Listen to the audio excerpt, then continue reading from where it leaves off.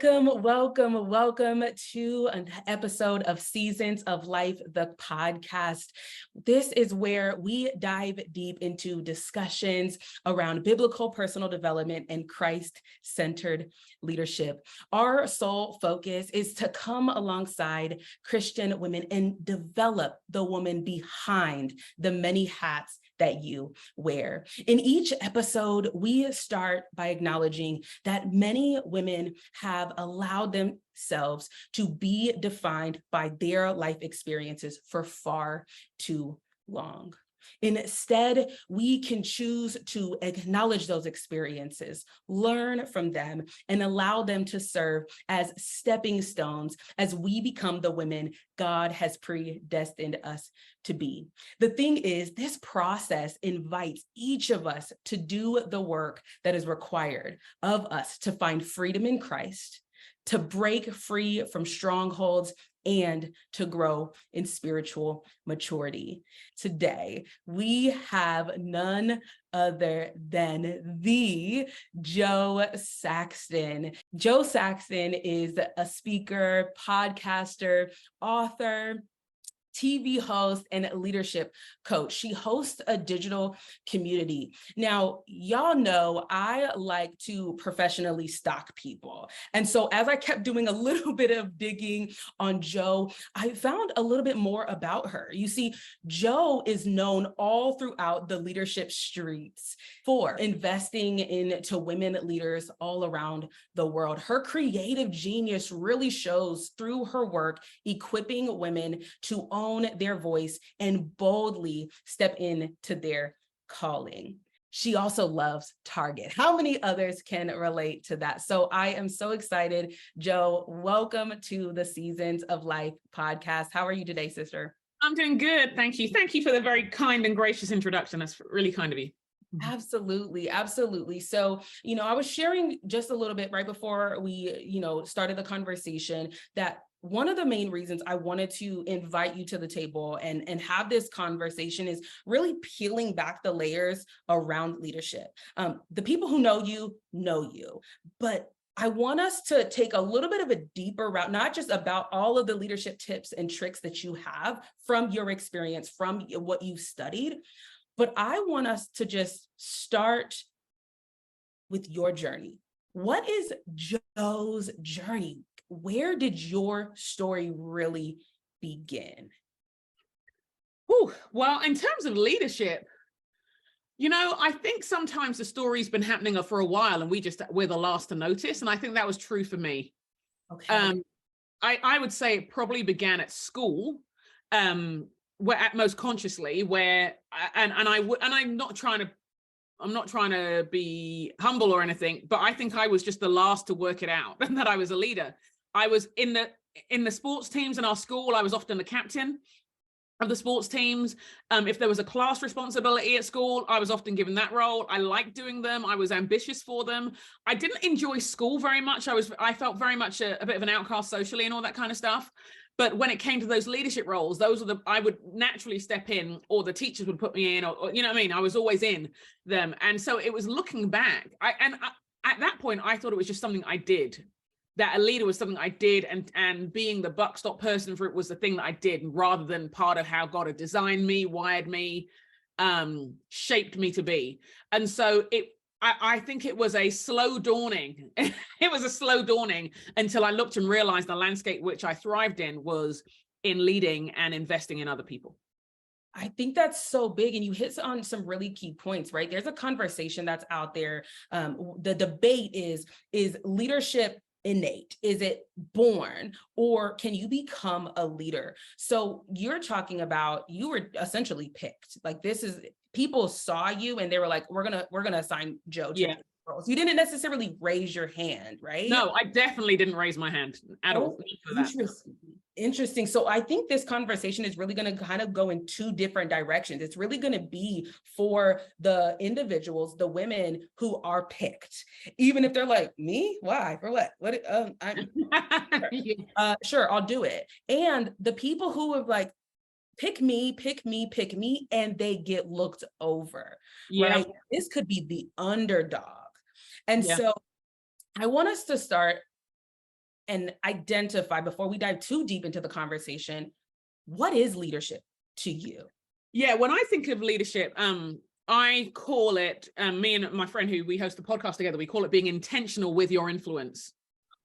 Because everybody has influence. Now, what you do about the influence is kind of, you have a choice in it. And I think, and I believe, I mean, I've heard and read John Maxwell talk about leadership is influence. But I think the reason why we said being intentional with it is because, partly because we believe there's a call to it, because there's a stepping into it, and sometimes it's positional and sometimes it isn't.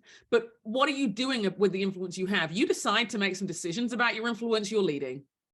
One way or another, you end up leading. Yes. And with that, you're speaking about, you have been given an assignment, whether it's a community, whether it's a message, whatever you have been given. Mainly, we're talking to the Christian woman. If you're a leader and you're not of the Christian faith, this conversation still applies to you, but I really want us to focus for the Christian woman who is really in a space right now. I have a message and I don't know what next steps to take. So Jo, you're talking about your journey. What was your process of really sharpening your own leadership skills, as well as your background knowledge on leadership? Yeah, I think there was a couple of key moments. There was a period of time when I was at Bible college, and I actually went to Bible college to kind of see if I really wanted to still follow Jesus, to be honest, and to see whether, and partly because I just wanted to leave home. And I don't know that I necessarily felt I had a call, but I did remember feeling at that time and talking to a mentor saying, this whole thing that speakers do, I have a feeling I'm going to do that at some point. And she said something really wise to me, which was very liberating. And she said, any kind of message that you have is about people, and it's towards people. And so the next step is about getting amongst the people and serving the people that you believe you're called to speak to, because it's on that's the, to use, I mean, she said this in the 90s, this word has kind of morphed since then. That's the platform that you speak from, the platform of you actually having incarnating the word that you believe that you're called to share, that you're living it amongst people. Because at the end of the day, anybody can talk, but talking doesn't make you a leader. Anybody can have a message, but do you know those people? Do you love those people? Do you like those people? Do you serve those people? And how do you do any of that without being amongst those people? This is so good. Thomas Aquinas, there's a quote. I read an article, I think it was undergrad, and I was a freshman, and I remember it today. I mean, we're talking about maybe 13 years ago, and I remember this quote. And Thomas Aquinas said, in order to change a man's mind, you have to go to where he's standing, see from his perspective, and then lead him to where you want him to go. Yeah. And I even take that a bit further, right? It's when it comes to leadership, for me, it's not my agenda. And whether it's a group that I'm leading, whether it's, whatever platform or whatever medium, it's not my agenda. I'm like, Lord, what is it that you want me to share with your people? Yeah. Right. I take inventory of my stories and my experiences, but for me, it's even further than that. And it's like, Lord, what do these women need to hear right now? Yeah. That's good. And so you sharing that, I think that's so key to really make that a primary element when you are going out to lead others. Yeah. Jo, what would you say are a few key elements to lead effectively? Okay. I think a few key elements are, we lead from the inside out. I think you might have mentioned that at the beginning. We lead from the inside out. And so self-leadership is key, being aware of who you are on the inside, because if you are insecure, that will come out. If you are controlling, that will come out. If you are a people pleaser, that will come out. So one of the key fundamentals, I would say, and also I would say this is not a one-time thing. This is an ongoing thing. Your podcast talked about the seasons of life. Every season of leadership requires this, whether you are doing it or is check yourself. Invite God to check you. What are the things in your own leadership life? Because we lead from the overflow, not to draw a sense of identity from the people we're leading. We lead out of the overflow of what God is doing in our life, how he's using our gifts, and how we partner with him in what he's already doing in the world. When we don't have that, and don't get me wrong, this has happened to me from time to time. When we don't, then leadership becomes a place by which we draw identity, but from which we draw approval, from which we draw acceptance. And if you end up in that place, that will own you. It will own you. You won't be leading. You think you're leading. Actually, you are owned by your insecurities, and your insecurities are leading. And don't get me wrong, I don't say it to shade anyone. This is very natural and very understandable. And if you're a healthy person, you want to be liked. You want to be liked, but if you are defined by pleasing others, it will be very hard to lead, because you won't be leading. You will be reactionary just to whatever keeps you in a pleasurable position. And actually, it's not about leading. Then it's really about you, and it's about healing your broken heart and and trying to refute the words of people who said you're never going to be this, you're always that. That's not you leading. That's you just reacting to your past. So the initial leadership tool, because we want to make sure. Here's the thing, it's very easy to lead beyond, to try and do things beyond our character and our wholeness, and lead the way because we're gifted. We're a gifted communicator, we're a gifted singer, we're a gifted organizer, we're gifted in hospitality or people skills. But sometimes your gifts and people's response to your gifts can lead you to places that your heart isn't ready for. And your mind doesn't understand. I'm not saying, therefore, I'm not asking us to be afraid of that. We just need to know that just because someone's excited about your gifting doesn't mean you're ready to lead. Self-leadership is where it starts, and is the birthplace of the future steps of your leadership and the ongoing sustainability of your leadership. You said so much in your response to that question. Again, I'm just going to summarize this, right? Because listen to this again and take every single note that Jo just said. But here's why. You said lead from the overflow. Like, that's first takeaway. Lead from your overflow, right? We know, we've heard the saying, you can't pour from an empty cup. But Jo, I feel like what you just shared is even a more profound perspective. In order to lead effectively, you first have to be self-aware in order to lead yourself. And so I don't even want to move forward just yet. I want us to dive so deep here. I want us to unpack this. How does one become self-aware?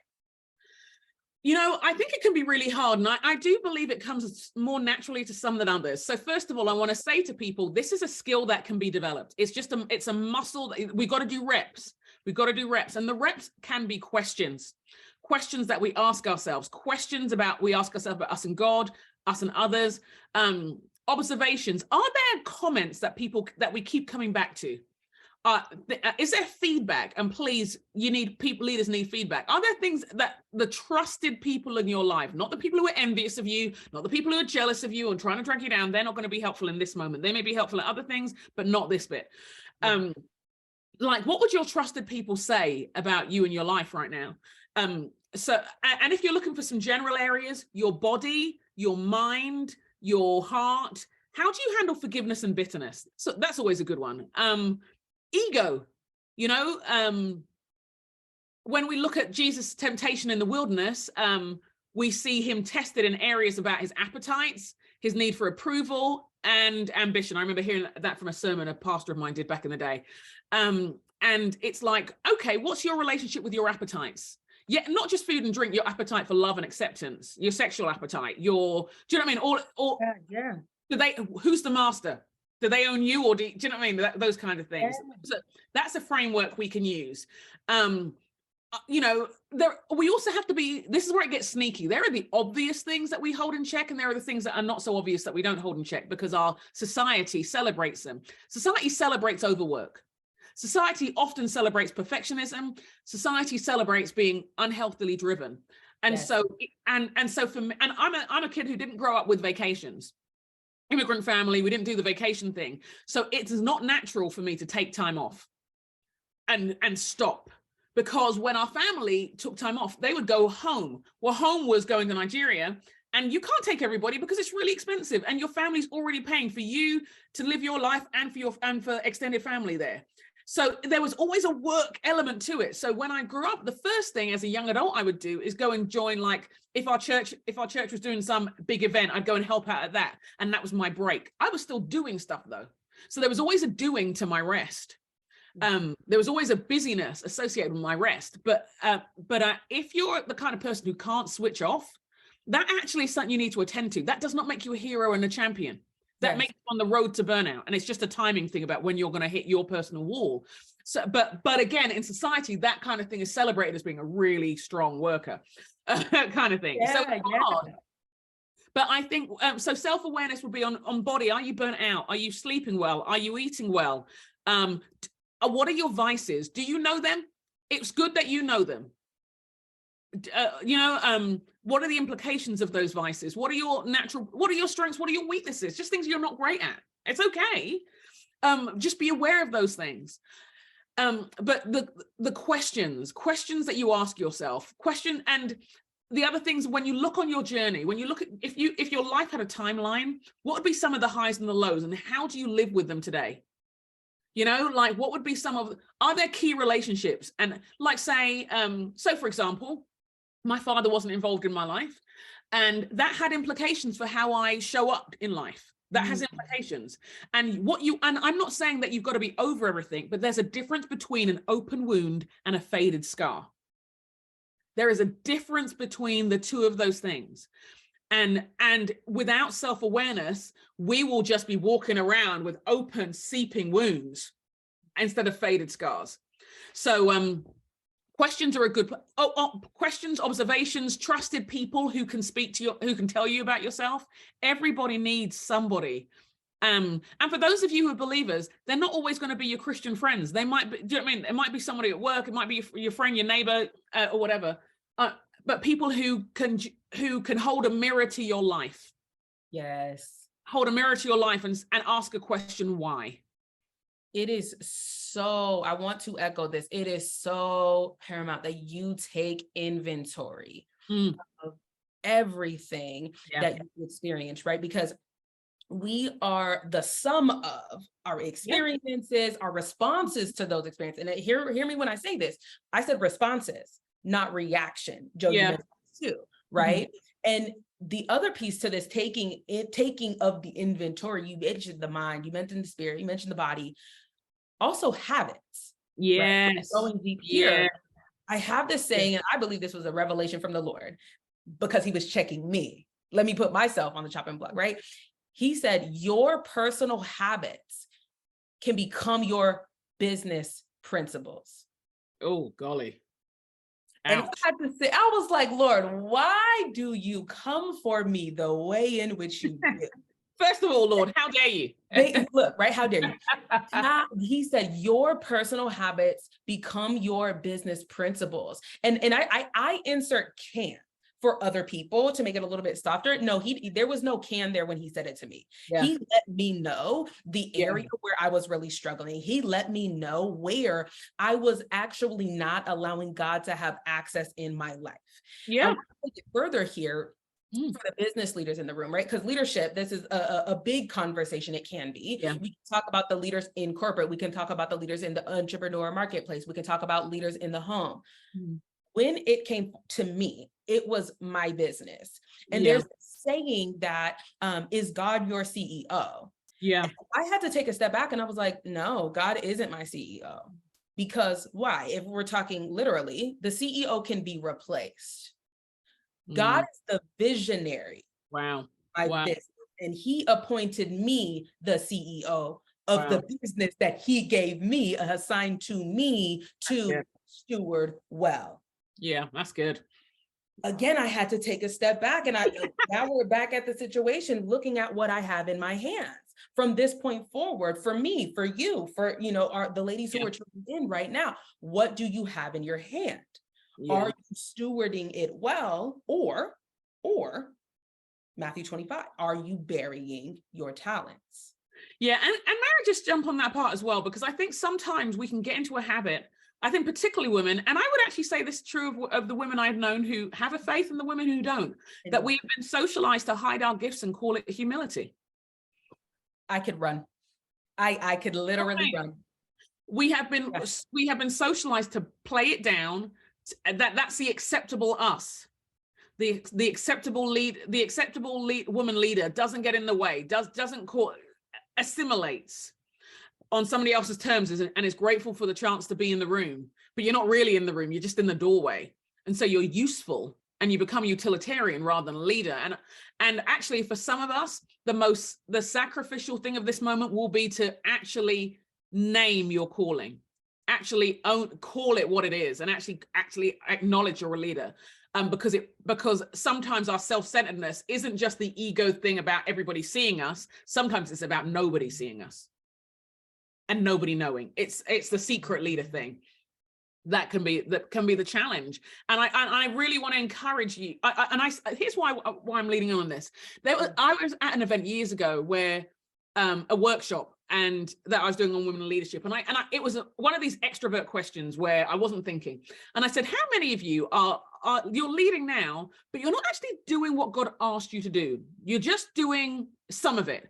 And a staggering amount, about 75 people, but 75%. And so I thought I'd said the question wrong, because I'm like, that doesn't make any sense. So I asked again, I goes, look, I'm sorry, I didn't put this right. How many of you are not living in, you're leading in everything today. You're still leading in everything, but there's a vision God's given you that you're just pretending isn't there. You're kind of doing what you can get away with, not what you're actually called to do. 85% put their hand up. And I'm like, I am off my game today. So I'm about to go a third time. And the woman I'm with hits me and she said, they heard you the first time. They actually heard you the first time. And I said to them, what is going on? And they're like, well, who do I think I am? What makes me think I can do all that kind of stuff? And so this is a huge thing. You might be an entrepreneur and everyone's like, you're rocking and everything, but you know full well there's more to this.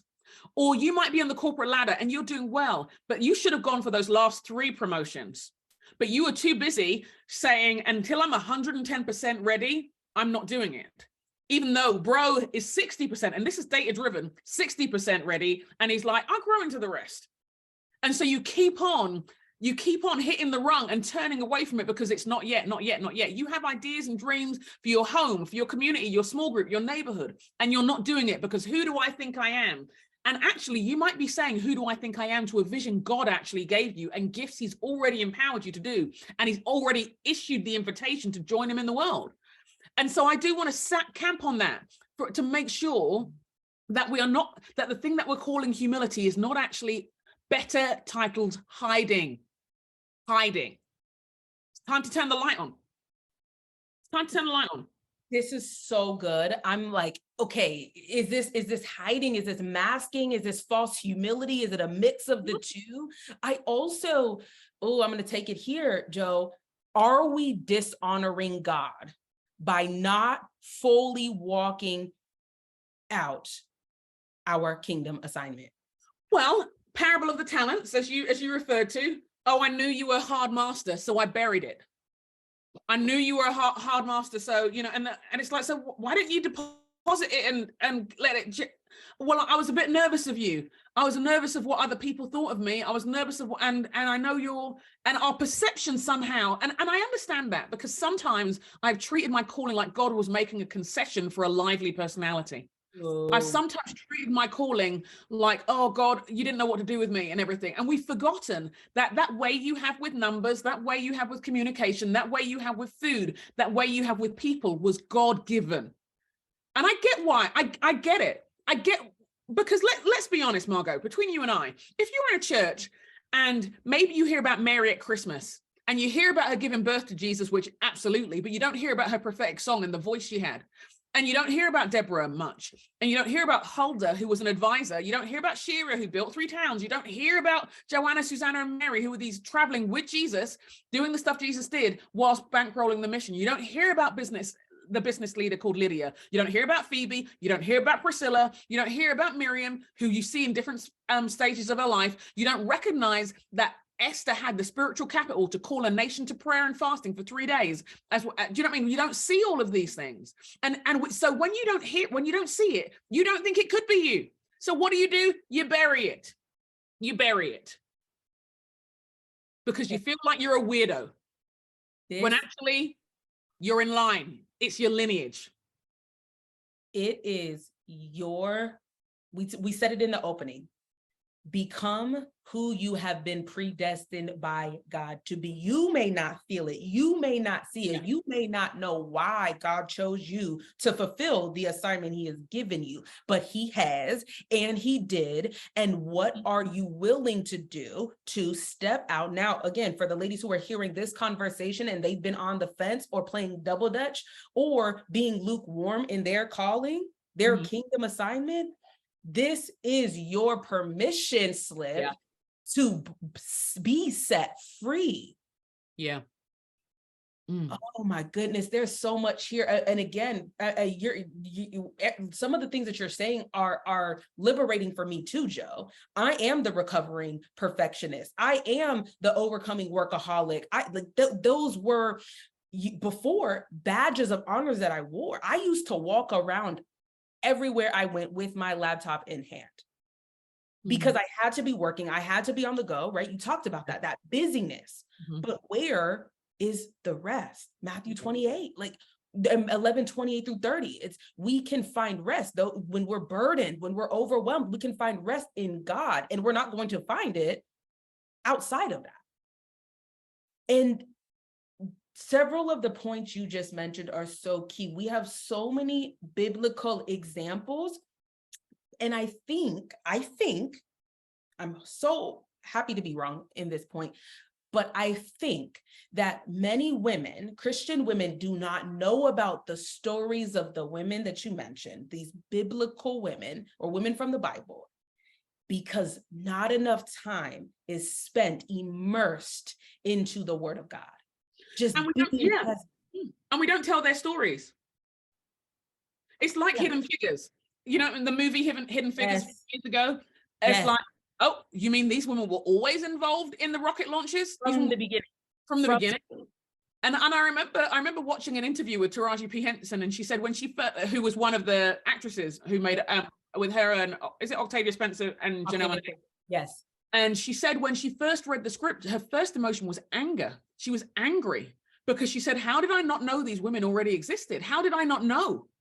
How did I not know that this is what they'd done? She goes, I didn't think I was going to be a mathematician, but I didn't know I could have been. I didn't know that these women we had such influence already. And I think there is it was Marion Wright Edelman who says it's hard to be what you can't see. Yes. And when you don't see it look like you and wired like you in some way, and not exactly, we're not saying cloning. It's just another woman who dreams maybe something similar to what you dream or has the same scope as you have. And that it's understandable that you feel like you're weird, and therefore understandable why you bury it and just say, this is my pride. I'm a terrible person. The best thing I can do for humanity is to pretend this isn't happening. And the enemy laughs because he didn't even have to try.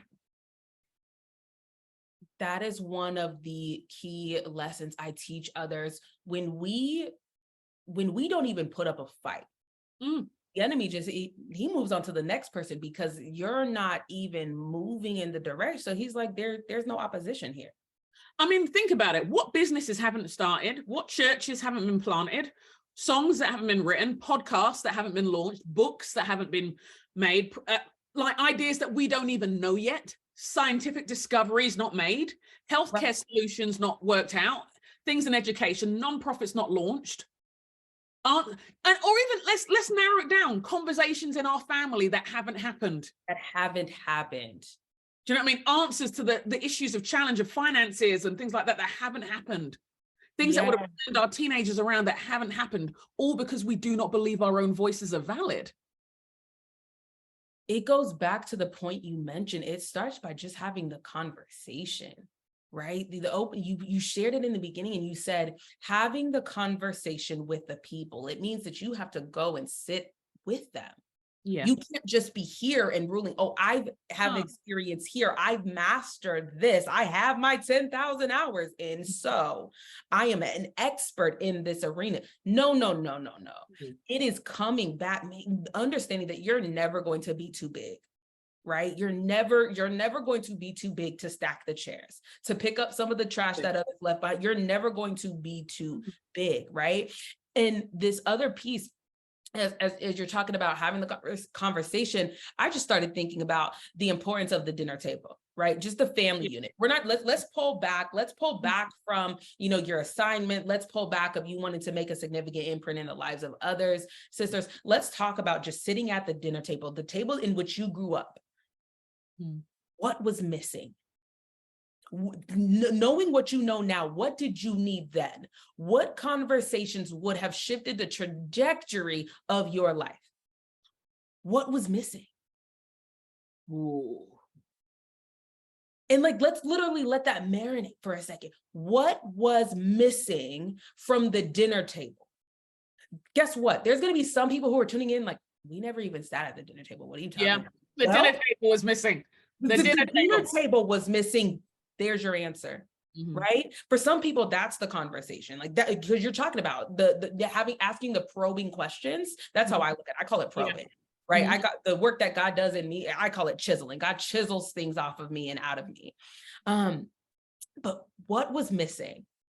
And what work do you need to do? We talked in the beginning, doing the work that's required of you. What work is still required of you that you need to do before you try and go out and lead others well? Yeah. Wow.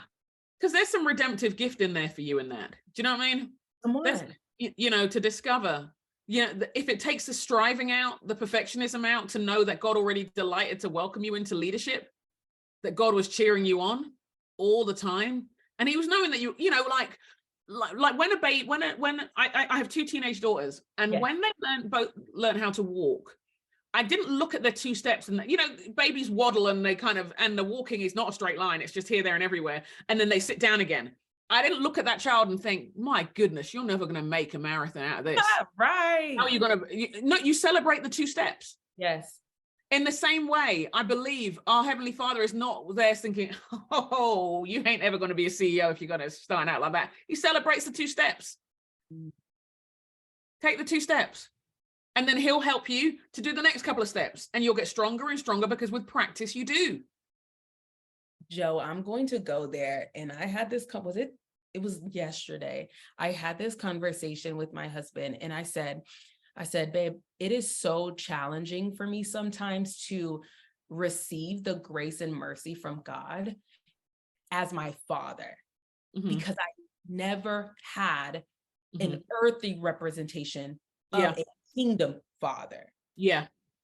And I'm just hearing what you're sharing there, right? Those 2 steps. And we're like, great job. I have a potty training 2-year-old right now. He's going to be 3 in a few months. And I'm like, okay, this is new. This is completely new territory for me. Nope, I'm great at the business side of things. I'm great at the personal development. But this, okay, look, let's go.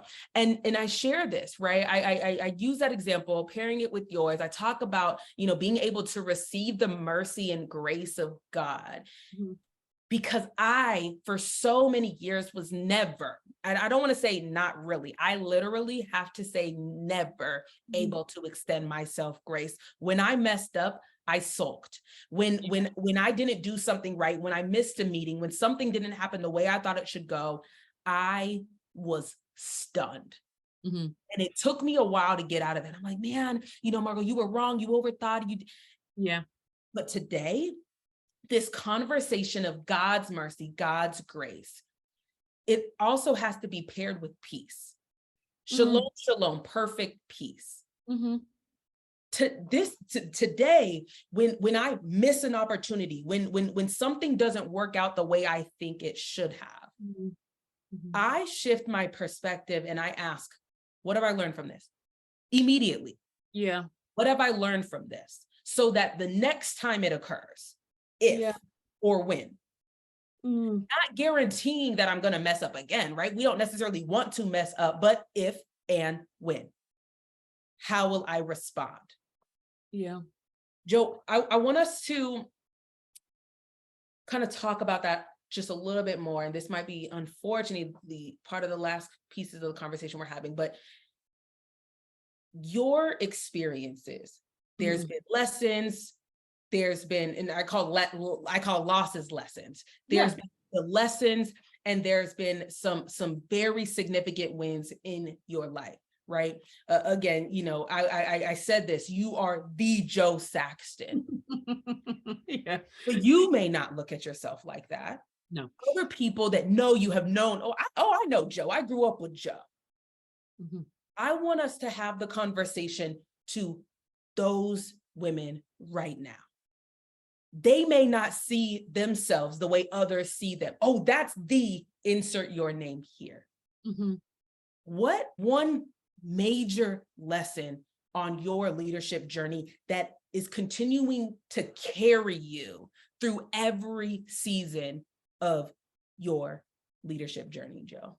One key lesson that continues to serve you, maybe a defining moment in the leadership journey. You know, it's funny because now I think about it, I'm just like, that God likes me as well as loves me. Break it down, please. Break it down. I think because like you, my father wasn't involved, and I remember asking a pastor about it. God met me in a very dramatic way, but I was like, but I still don't understand it. And he said, you know, the great thing about God being your heavenly Father is it's God's responsibility to get it through to you. And I think when there's a gap, I try and fix. When there's a gap, I try and resolve, because resolution is easier than grief. And it's easier than loss, and it's easier than the vacuum and the emptiness. And I think the thing that has carried me and continues to carry me, because there are seasons of leadership that have been really, really hard, just agonizingly hard, without neat bows and without happy endings. Yeah, I mean, there have been parts of the journey that have left me gasping, and I have needed to know that God likes me and loves me. I've needed to know, because he's the only one who's going to pick me up at that point. He will provide his people and all that kind of stuff, and the therapy and all those other things. But I need to stand in front of the mirror and still know that I'm loved, because I'm his child first. And I need to be his child first, because otherwise it's always going to be performative. It's or performance based, or are you okay with this grade? And he's like, I'm not looking for grades. I'm looking for you. I'm not looking for how well you preach, how well you sing, whether the hospitality in that party was the amazing thing, whether your business succeeded. Do you know what I mean? But, you know, for me, I feel like God has just been there. Do you know what I mean? That he likes me. And I needed to know the like as well as the love. The love is like I hear and sing it all the time. But does he like the fact that I'm leading? Does he like the fact that I've got these gifts? Does he like it? Does he enjoy my company? Does he enjoy me thriving in these things? And is he there when you know, you have a global pandemic and everything that you thought you were wired for comes crashing down? And I need to know that when I feel under the rubble of it all, that there is one who is moving things brick by brick, and he won't just say, get up, let's go. He'll sit with me in the valley. You know, there's this bit in Ezekiel 37, and the valley of the dry bones. Yeah. And it charts a devastating part of the history of the people of God. But what we miss in the translations, in the Hebrew idioms, it's that it says like God walks with Ezekiel through this valley of dry bones. And it's actually the language of lament. The rhythms are the language of lament, and that he deliberately and intentionally walks him through the grief, and walks him through the loss, and walks him through the sorrow. And I think that I know I am confident, even when it's confusing, that God is with me in every part of the terrain, the good terrain and the tough terrain, the agonizing, the empty terrain, and that he likes me and loves me in all of those conditions. That is so, so good. And I even hear in what you're sharing, Jo, I hear James. I hear James 1, where count your trials joy, because those challenges, those trials produce endurance.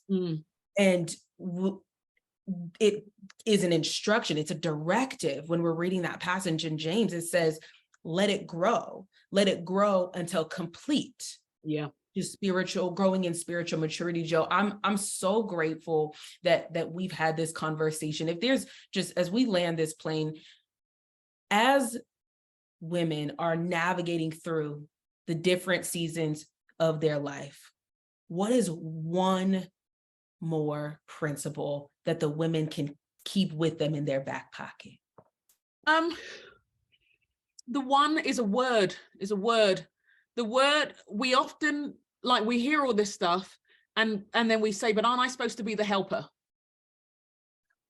Aren't I supposed to be the helper? And I just want to, and the Genesis 2:18 and that, and I want to remind you that word in the Hebrew is Ezer, and it's a combination of words meaning to rescue, to save, and to be strong. That's what the word means. There are over 100 times variations of that word comes in the Old Testament. 21 times where you have that exact word. And 2 of them for a woman, 1 of them for military aid, but most of them God delivering his people from his enemies. And as an image bearer reflecting the Father, if you want to know what a word is like, you see where it appears. And it's the God is my refuge and my strength and ever-present help in times of trouble. That's where you see that word appear. It's a word, a verb as well as a noun, meaning to protect, surround, defend, and cherish. And I want to remind you of who you are. You're an Ezer. That's what God called you, not what I'm calling you, not what I'm telling you to do, what you're calling anybody to do. I'm just saying, but so much of the meaning and the richness of that has been lost in translation. And I think so much of our calling has been lost in translation, and it's been diluted and distorted and all of those things. And I think if we are going to live into our calling, we need a reset on our identity, because that'll help remind us. Jo, that is so, so good. And again, what you just shared is exactly why we're here. It's exactly why we're having these conversations and really meeting kingdom women right where they are in this season. The one last piece I want to pair with what Jo just shared with you, ladies, is 2 Peter chapter 1, verses 2-15. God has given you everything that you need to live a life that pleases him. That's the goal. That's the mission. Whatever you believe your mission has been up until this point, I want to invite you to allow God to shift your perspective. From this point forward, this is your mission. At the end of your life, your mission is to hear the words, "Well done, my good and faithful servant." If that's your mission, every single day that God gives you when you wake up, your mission is to go after what God has assigned you to go after.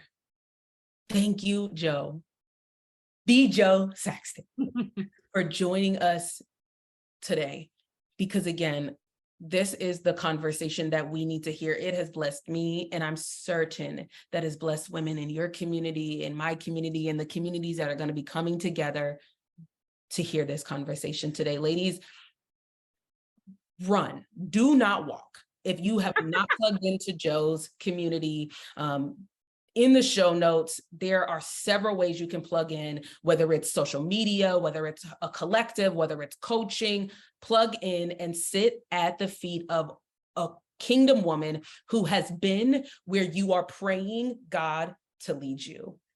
Jo, once again, thank you so much for joining me on Seasons of Life, the podcast. Ladies, stay tuned in, stay plugged in, and let's continue making an impact. Until next time, God bless.